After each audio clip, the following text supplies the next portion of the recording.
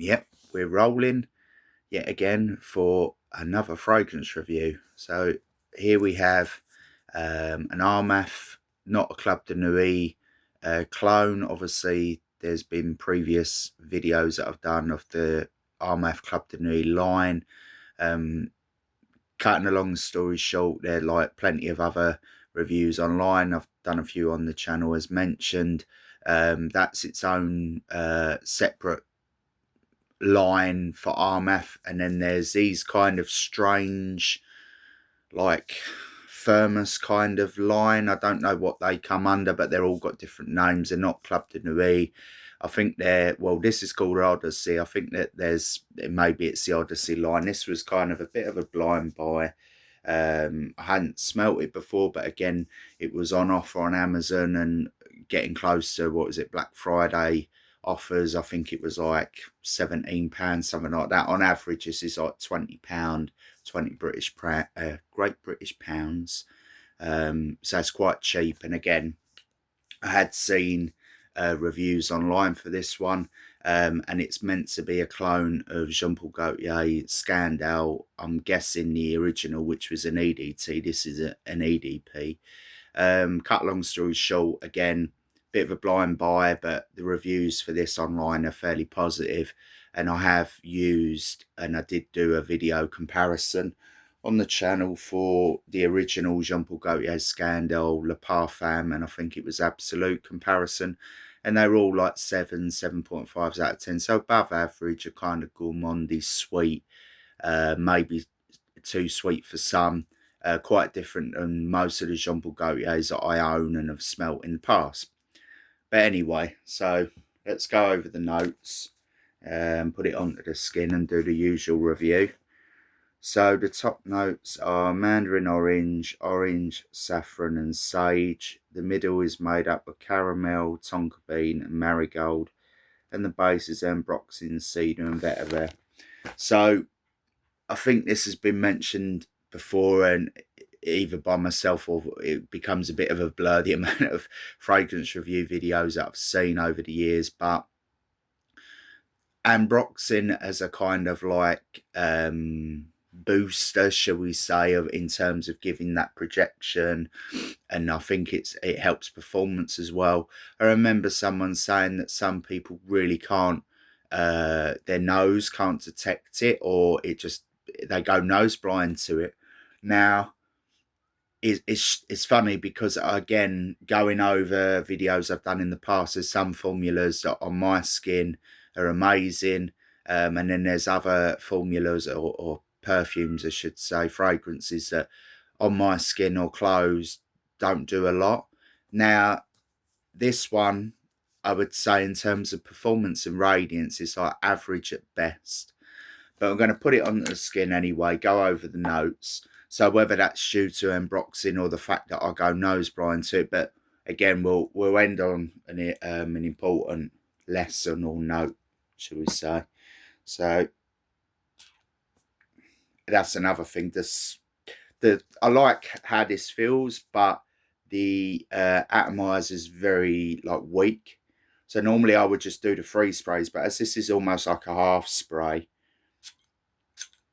I'll still do the 3, but it's not great. So when I talk about like a great atomizer, it's like dispersive. It will, be consistent rather than just sort of like and then you get a little bit of a squirt, a little bit of a spray. So, and that's just on this one. The other ARMAF Club de Nuit bottles are fine. I just thought I'd mention that. So yeah. So again, when it goes onto my skin, it's very radiant, almost like an EDT, in the sense that I feel that, again, the Jean-Paul Gaultier Scandal EDT, by design, an EDT will be very radiant off the skin for the first hour, and it tends to fade away to nothing. And funnily enough, that's kind of how this is on me. So anyway, we're going for a closer inspection, go over how I perceive the notes and so on, where and when you would wear it.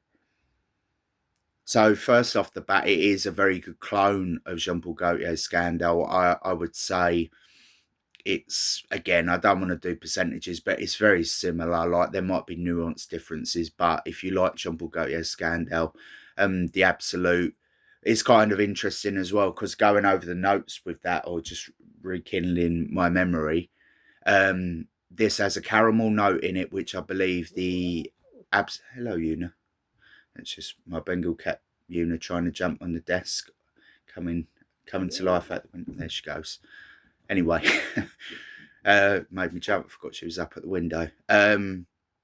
Yeah, so the caramel note. There's a caramel note in this, which isn't in the EDT original, but it is in the Absolute version. So that's kind of interesting that they're combining two different, you know, like scent profiles from two of the Jean Paul Gaultier Scandals, but it works quite well in this. So again, off the top, it's like a gourmandy, sweet, not overpowering, not too sweet. It's pleasant.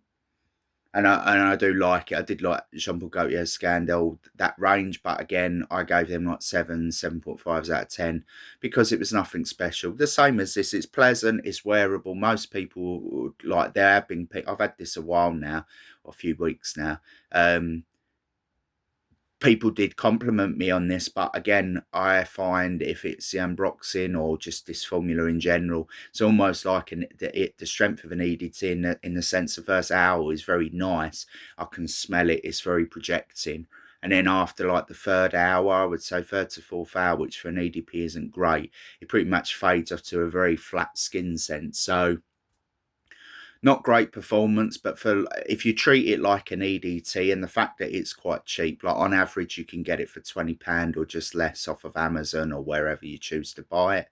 It's not that it's a fake or anything. This again, you get comments of people assuming that just because it's weak on someone and super strong on another, that they've got a weak batch. Of course you can get fake versions of things, but I just think that some fragrances, obviously depending on the ingredients, depending on someone's body chemistry, they either take to it or they don't. So yeah, performance and projection is what lets this down, I'm afraid. Again, much like Jean Paul Gaultier's Scandal, which there is more money, I would say that did last and project longer on the skin. So you pay a bit more, you get a bit better quality, but in terms of the actual smell profile, they're very similar. It's fresh and clean. I think in terms of an environment like a gym, even going out, it's quite sort of playful, and you could even say unisex in a way because it's quite sweet. It's got like a floral nature to it, even though I believe, minus one of the strange ingredients I've never heard of. Where is it? The marigold, I suppose, but there's, you know, the mid notes is what I detect the most, even off of the top. How I perceive it, again, it's a fresh, gourmandy, sweet scent. It's not too offensive. It's not beast mewed, as some people might say, or my skin it isn't and clothes. So overall, I give it like a 7 out of 10. It's above average. It's wearable.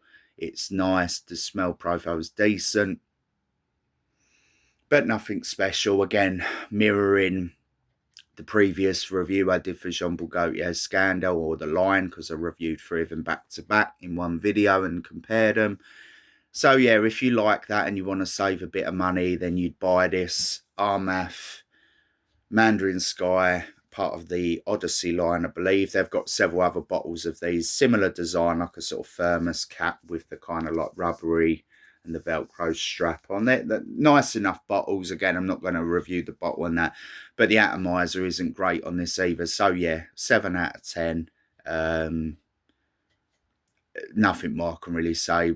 More that, you know, it's decent, it's wearable, but there's negatives to it. And in terms of the performance and projection for an EDP, it's not great, but the fact is it's quite cheap. You could reapply it if you wanted, you know, like bring a little atomizer if you can be bothered, but there's better fragrances out there. But in terms of also the clone, or the quality of the clone, it's decent because it's very similar to the original. So yeah, 7 out of 10, and we'll end it there.